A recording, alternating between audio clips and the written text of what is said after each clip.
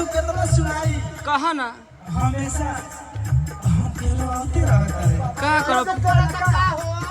हम कबो चाहते नहीं कि राजा जी के खाना बना के गोदी में खिला लेके हमरे गोदी में बैठ जाता रे अम्मा जी पियो ले रहता बबुआ गोदी में हाथ मुड़ के जी आ छी छी छी ए अम्मा जी का दिल में बड़ा दुख बा का करबो रहसो हां आदिया पयावे तो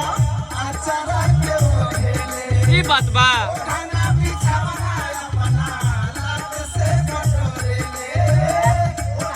बिछावना अपना लात से बटोरे ले ओढ़ना बिछावना अपना लात से बटोरे ले का सुनावा सुनावा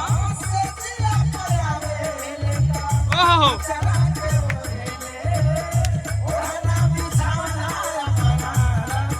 जाए तो पियो रे बा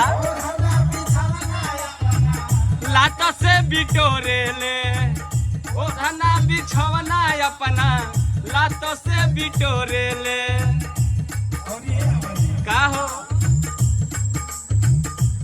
दिल में तो परेशानी बा का करबो दुख सुख रह एक तो सोचली कि हाँ महिला के सुख हमरा ससुरा में मिली कि ससुरा में जाके हमरा के पति जी बहुत प्यार करिए दुलार करिए हमके अपने हाथ से कौर हमरा मुंह में खिलाइए लेकिन ये हमारी का हो वो हमर शौक लागत है ये जिंदगी में हमार ना पूरी का करबो करम में भी लिखल है और बात है कैसे कैसे कैसे दूधावा पियाई भर कटोरा में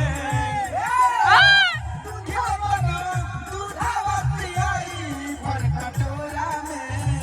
दिया के जोरा में ना सोनिया लइका नियन सूट डाला तोरा में दिया के जोरा में क्या बात है ढेर लगन करे वाला एला मिठू मिसाइल बैठल हाँ है ना बेटा भैया है टाइगर भैया हो है ना भाई आइया नथुनी बैठल रहे नथुनी के नथुनी तार के सारा विधि हो जाता है बाबू